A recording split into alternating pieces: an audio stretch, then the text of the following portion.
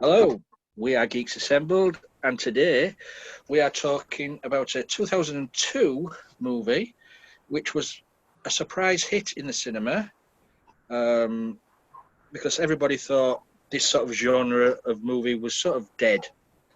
But this movie just, it erupted this, and a new genre of zombie started. We're talking 28 Days Later by Danny Boyle. So I'll go around our esteemed cast here with their opening thoughts of 28 Days Later. We'll go with Connor, because I know he's a fan of Danny Boyle. I am a fan of Danny Boyle. Yeah, Danny Boyle is the master of making shoestring budgets look like Hollywood blockbusters, and he's done it here. The props, you can kind of tell, especially when Cillian Murphy's character's walking around central London, are very sparse. Like there's literally just a knocked over bus with its window smashed in, and then nothing else for miles you can see. But it still kind of gives the atmosphere of an apocalypse. And this is kind of the perfect low budget zombie movie, I think. Great cast, all of them at the time unknown, apart from Brendan Gleeson, and I think Cillian Murphy was kind of well known. He was kind of a bit known at that point, but I'm not certain. But Brendan Gleeson was definitely the most well known of this cast, and Christopher Eccleston as well, of course. Yeah, it's really about them five characters, I'd say. You have Cillian Murphy, who wakes up in a hospital and realizes that the whole entire world has kind of gone to pot and everyone's been evacuated or is dead, and it's a zombie apocalypse, pretty much. And then you've got Naomi Harris, before she turned up in Bond a decade later or so, as kind of the strong female character, co-lead, I think you could call her, who's pretty badass in this. I think she's my favourite character. And then obviously down the road you meet people like Brendan Gleeson and his daughter, who help them get to this place in Manchester that it professes to have the cure to the virus and to the apocalypse. And then it turns out that really it's a kind of like a sex slave ring, which is pretty grim. But yeah, for a Danny Boyle movie, it's very good. Takes a small cast, makes kind of a big story out of it, and it succeeds in that. I thought that it was a great film. I've seen this before. I haven't seen it in quite a while. But it's typical Danny Boyle. Just a very, very solid, great movie. Brilliant. Thanks for that, Connor. Yeah, we can't really call it a zombie movie, can we? Because there was not zombies, was there? A zombie, you come back from the dead. He's right, they're infected. These were infected. Yeah. You call them infected. Infected. And they died when you shot them in the chest and not the head. Yeah. It's not, so technically, it's not a zombie, but it's me being a bit anal there. Well, let's go to Susan. All right. Hello. I have. I like these movies. This one and 28 weeks later are great.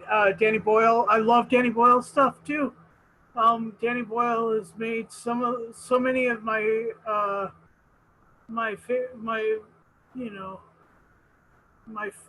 favorite movies that I really like Trainspotting and other things. He is really good at the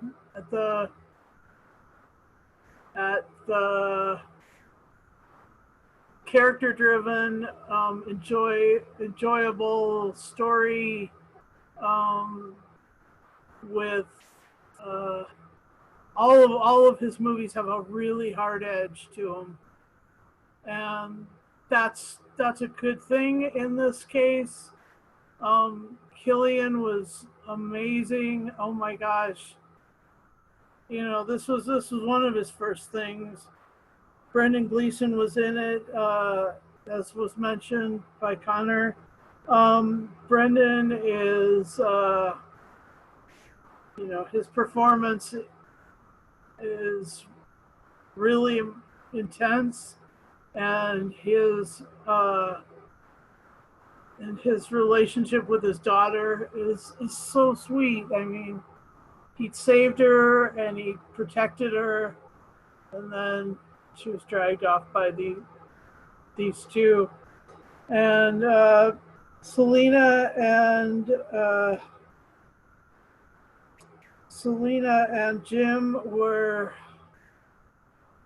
their relationship was cool. I mean, you could tell that there was some tension there, sexual tension, but they're unlike the squatties, he didn't demand things of her. So that was interesting and refreshing and fun. And the other thing that was really cool was, I mean, Christopher Eccleston again took a character, added dimension to it, and proved, you know, he's like a super amazing actor. I mean, he did stuff like that one about the guy in Manchester who, Blackout, I think it's called, and then there was he did so many cool roles throughout his career. Oh my gosh. Even playing Lennon, I mean, like, he was great. And the special effects were good. I loved the red eye change to these guys. And I mean, there is some things that are really disturbing when they dress these the two ladies in red dresses that they find in this house, and, you know, want them to perform for the squatties. That is brutal. And then the other thing that's brutal is the infected guy in the backyard chained up. I mean, that was really brutal, especially, you know, to do with his race. He's a black man, and so that's really really sets my teeth on edge. It's really horrible. Anyway, so good movie. Over to you.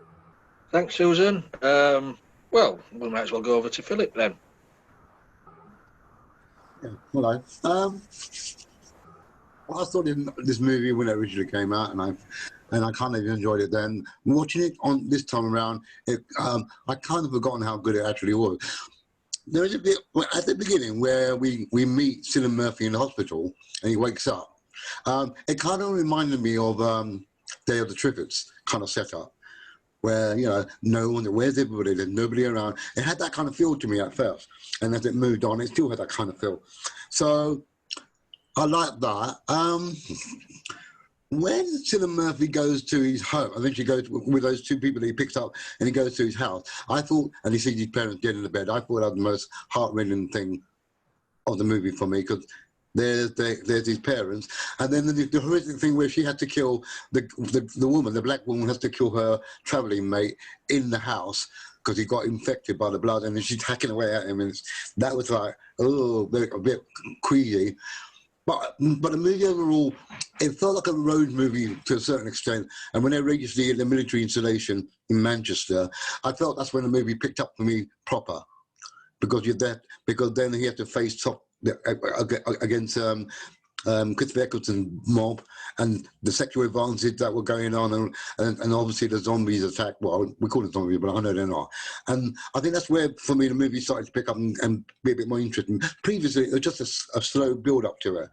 And Gleason was a good bloke, and the girl that was his daughter, they were a good pair. It's a shame that Gleason got cold, basically, because I wanted him to last it through the movie. I did like his character, but it's a shame he didn't. But overall, yeah, good movie, and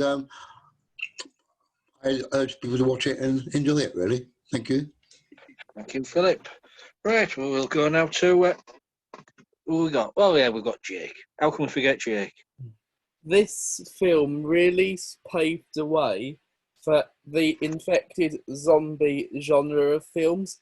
And a lot of films like this have copied from 28 Days Later. Off the top of my head, the Netflix series Black Sun, or whatever it's called, like copies heavily from the style of zombies you see in this film and World War Z. But after watching this film, I can safely say 28 Days Later is the best film to get this point of infected like zombies like to the viewer, if that makes sense. It got well-driven characters, well-driven plot, and we don't really get that in zombie films nowadays. It's all action, sex, gore. With this one, you actually feel for the characters, like the father and daughter. I really liked the father. And when he got infected, I thought it was so traumatic. I was like, oh my, I actually really felt for this character and this little girl who's watching it happen. And it's very rare for a film to get me like the way this film has got. You just felt on the edge of your seat for all of it. Like when they're driving through the tunnel, you're like, come on, you silly sod, move faster, they're coming, sort of thing.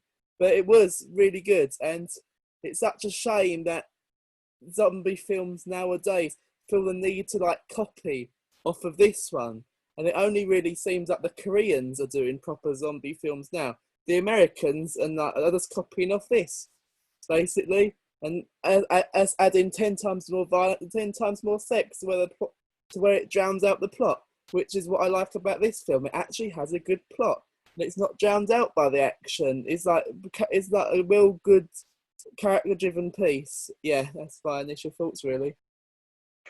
Yeah, I've got to agree with you, Jake. I prefer a movie with a plot. You know, if just non-stop action, a waste of time for me. For me personally, I love the movie, but for me, it feels like two different movies put together. What Philip said, when it goes into the army installation thing, that's another movie. The beginning, the build-up, as Jake said, you know, you get to know the characters, you feel for the characters. That's the other movie.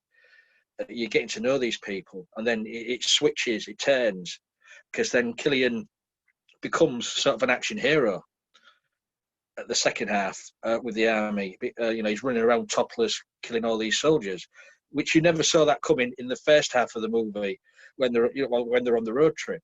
But and I agree with what Connor said earlier. Danny Boyle does amazing things. He really does. He does. I mean, everybody knows Trainspotting, but there's other movies he's done. The Beach. We reviewed yesterday.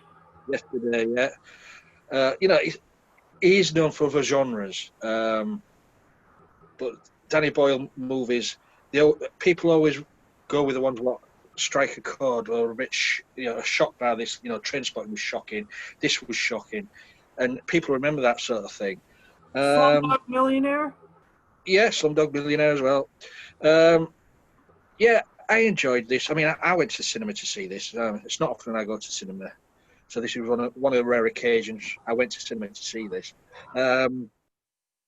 It's enjoyable. As you said, the cast are brilliant. As Connor said earlier, there weren't big names at the time.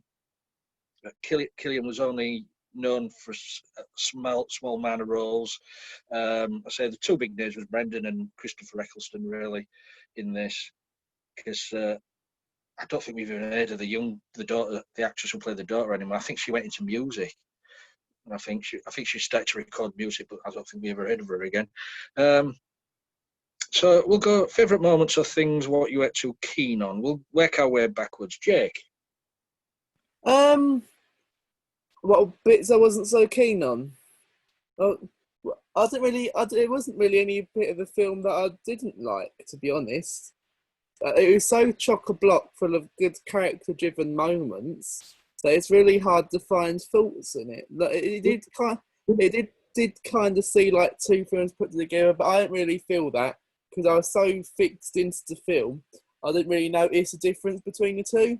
But if we're talking about favourite moments, definitely the poor dads getting turned. The way they get infected, the screaming, the blood squirting everywhere. How violent. And there's only one sort of film I've seen come close to zombie transformation, and that is Train to Busan, in terms of like graphic, like fucking contortionist twisting around on the ground, vomiting everywhere. And it's, yeah, I just wish we had more films like this. And then we got the scenes in the tunnel where the dad's like, let's have a joyride over all these dead people in cars. I like that too. They're all screaming and they start laughing. It's just nice to see these characters laugh during such a horrible time.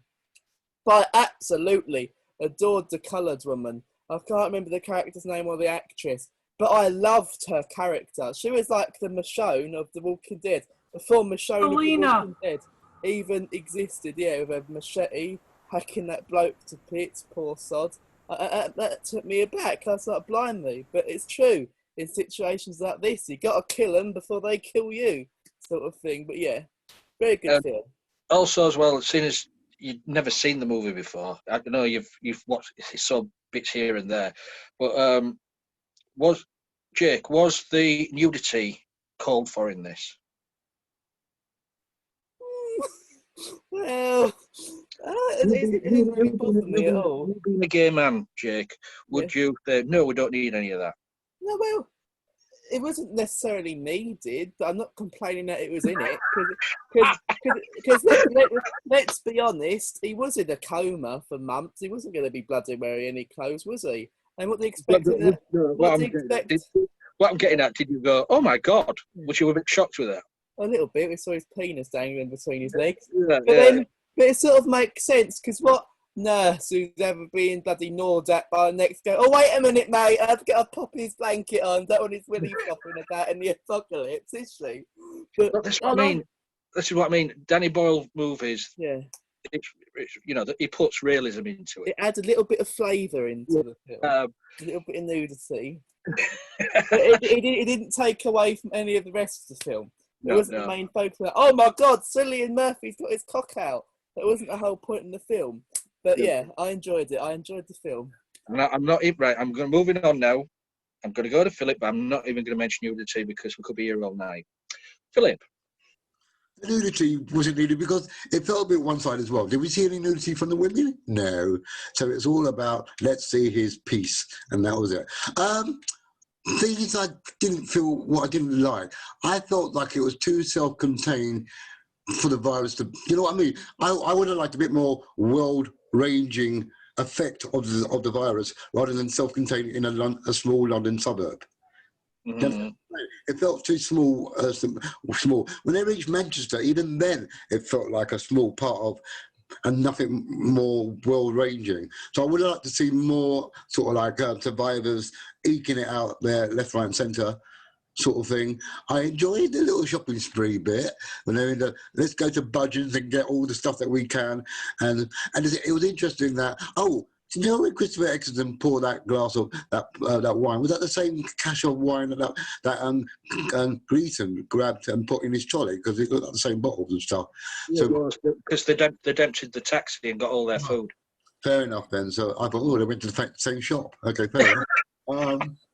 Shop at the place. Yeah. But yeah, I mean, best bit.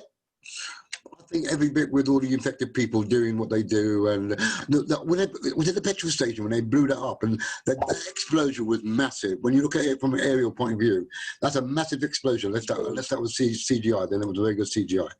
But that was a good part too. Well, going back to what you just said at the beginning of that, the worldwide infection is dealt with in the sequel. 28 weeks later. Okay, I might watch that. Which is it's more worldwide sort of stuff in that one. What was it? Susan. Yes. Thanks. About the nudity, yeah, it's needed. He was taking a shower and he was in a hospital bed. There it is. It was not gratuitous. It was part of the story. And the other thing is the world the thing is with what we're reviewing right now. It's sort of these hugely impactful moments are contained in a small space. When we reviewed the one about the prawns, District 9, that was all in Johannesburg or somewhere in South Africa, little space. And this was little space, like basically a manor house, little space. Anyway, I enjoyed it. The moment where, yeah, I love the moment when he went home and found the picture of him and his parents and stuff, and was just like, and then the picture of the father and the daughter and his and it what okay anyway, those were sweet pictures. And why is everybody laughing? Jake's just sat there with his fingers stuck up, so I think he wants to say something. That's why we're laughing at him. But I was letting you finish your bit first, Susan. Okay. Go ahead and interrupt, Jake. I want to pick out about a complaint that Philip had. So I sat here thinking about it, that it was all in one space. I like that it was stuck to this small space. That's what I was saying. It made the film really claustrophobic, and it had more threat level. Yeah, continue, Susan. Sorry. Yeah, they mined all around the house, so that really sealed them in. Tried to seal everything else out, but it sealed them in. Yeah, so I enjoyed the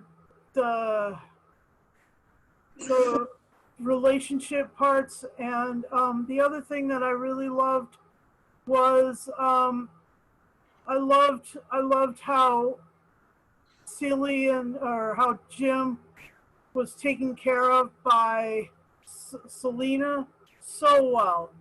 I mean, she really took care of him, made sure that he, ate for a while, and even,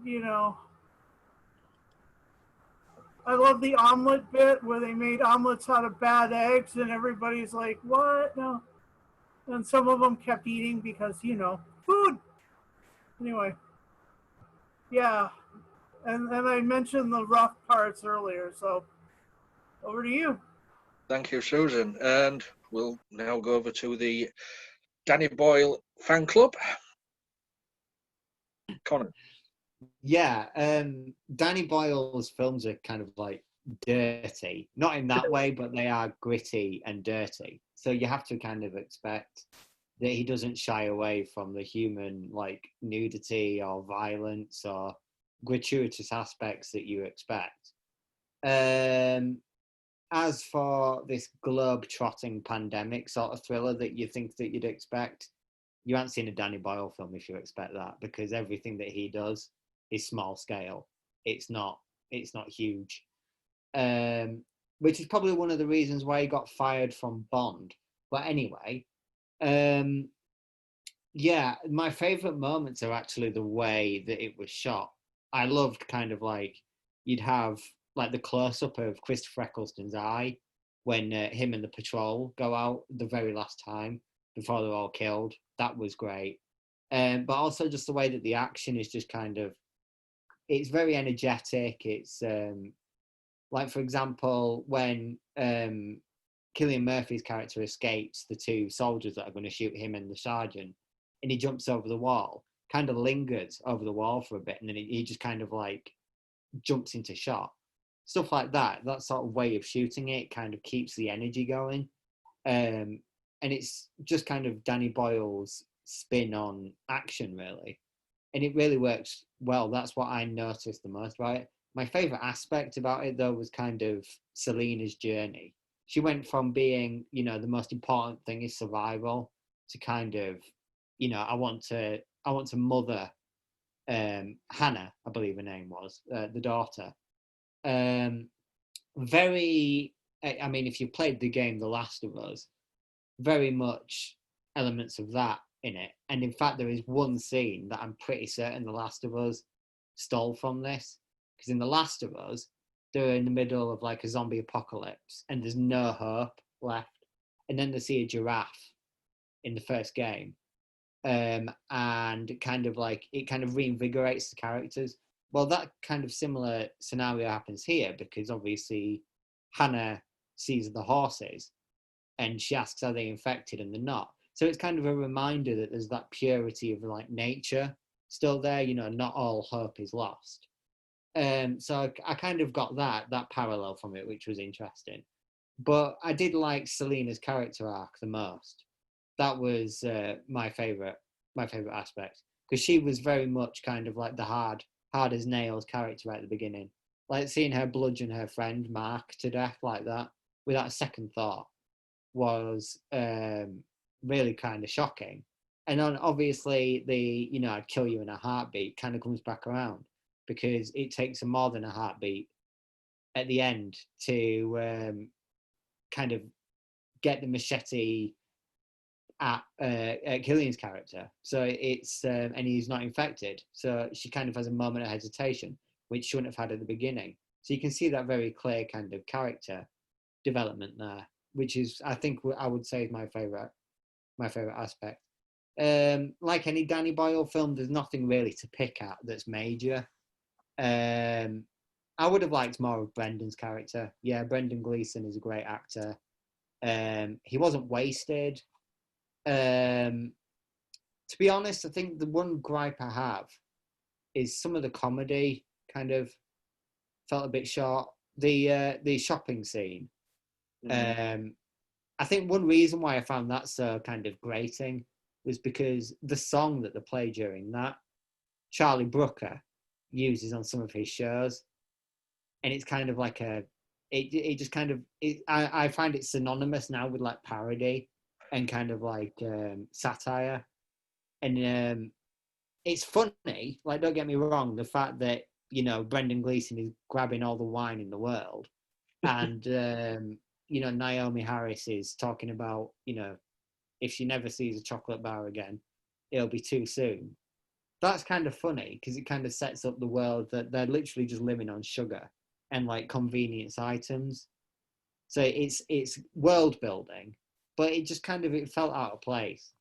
And then immediately after that, you kind of follow it up with a hard hitting moment where Cillian Murphy's character has to kind of get his first kill, where he kills the kid in the cheeseburger van sort of place. That's kind of, it's kind of two paradoxing, juxtaposing kind of moods that I don't think kind of fit as well together as maybe you could have hoped for. Other than that, though, it's a solid movie. I won't be watching the sequel because I don't think it needs a sequel. And also, I've heard so many bad things about that sequel; it's unbelievable. So I'm glad that I can just kind of watch this and be safe in the knowledge that I've seen a solid zombie movie for once. Because zombie movies, well, I say zombie movies, well, the infected post-apocalyptic movies are really done to death. They're boring. Yeah. Another thing I actually like about this is that it's written by Alex Garland, who did The Beach with Danny Boyle, but is also responsible for one of the best sci-fi movies of the 2010s, which is Ex Machina, which I recommend a review of as well. That'd be great. He's very inventive. He knows how to twist a genre. So he kind of, I place him partly responsible for, even though this is kind of at the beginning of the zombie/infected movie pandemic. See what I did there? It's kind of, it's an interesting spin, and it's kind of like typical of Alex Garland. And obviously Danny Boyle does such a great job. So overall, it's a solid movie with not many terrible moments. Well, you see, I was going to follow on that from that saying about Danny Boyle. With all of his movies, he knows how to pick good music. And then you've just gone and spoiled that by picking out that scene. But it does know how to pick a good soundtrack or score for his movies. Does Danny Boyle?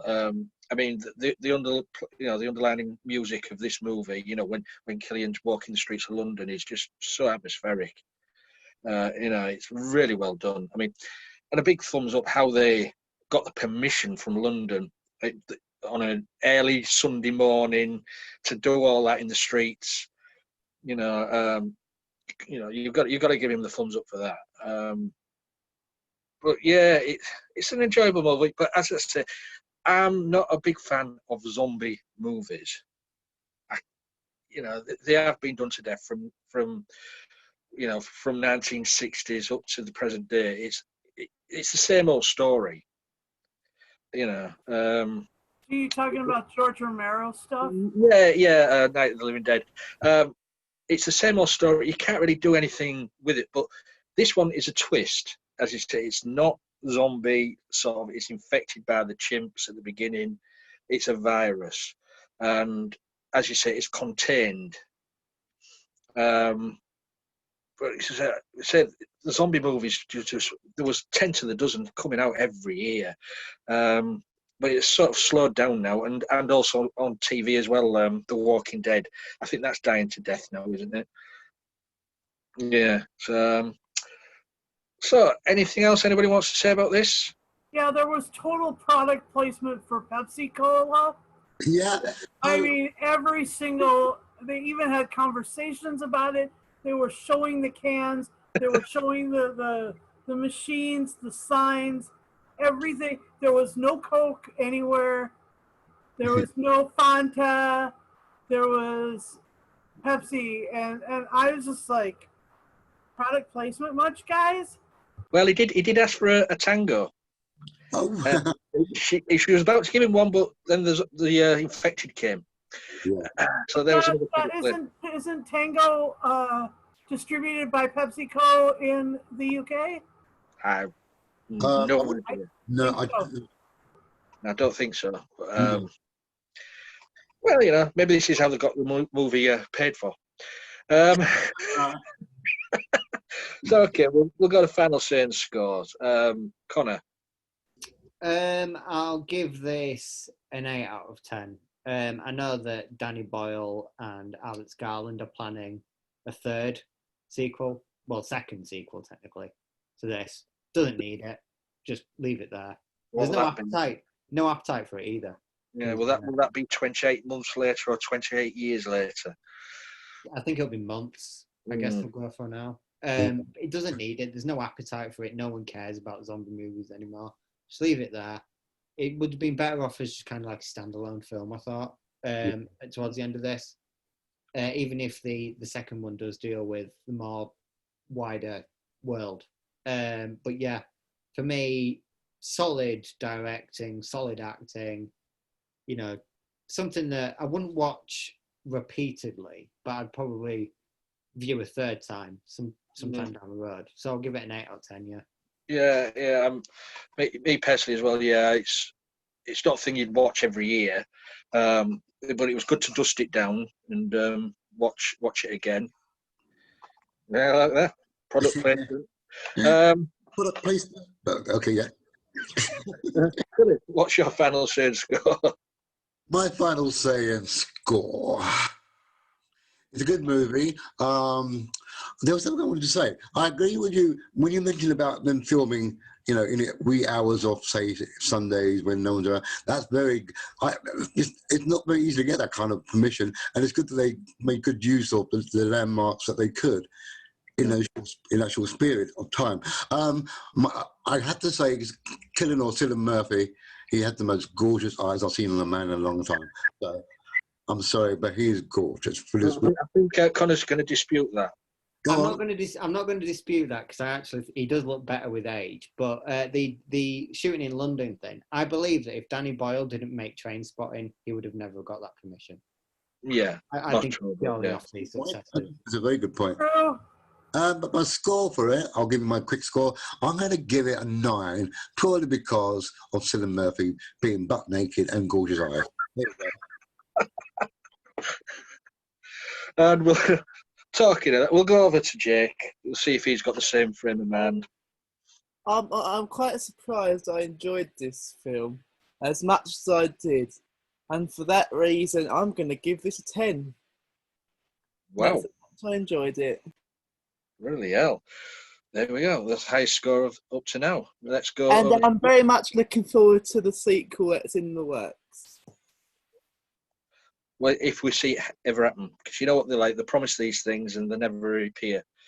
So, I still wait District 10 too. Yeah, I enjoyed this, and because of Christopher Eccleston, I'll give this a 9, as for the Ninth Doctor out of 10. And yeah, I can't get any more stupid or cheesy than that. But anyway, I loved it. I always love this movie. See ya. right, enjoyable. It's one of these movies what does stand out in your memory. You know, once you've seen it, you'll always remember it. So I'm going to give it 9 rages out of 10. So that's my score. Susan's waving the DVD again. Well, she's cooling down. I don't know which one. So I'd like to thank you guys for joining me talking about 28 Days Later. You guys out there, if you like the movie, let us know. Please leave a comment. If you want to join us, get in touch with us, message us. We're on Facebook, we're on Twitter, we're on You YouTube. don't have to climb through barbed wire to get to us either. No, you don't. No. And you know, if you want to subscribe to the YouTube channel, you know, just ding the bell, subscribe, and you'll get notified when we put videos up. We do anything, any genre of movie and TV and audio dramas as well. So until next time, I hope you all stay safe, and please join us, because we will be talking in future casts. We will be talking Doctor Who. We will be talking James Bond, some more horror. So keep with us, stick with us. Stick with Geeks Assembled. Bye for now.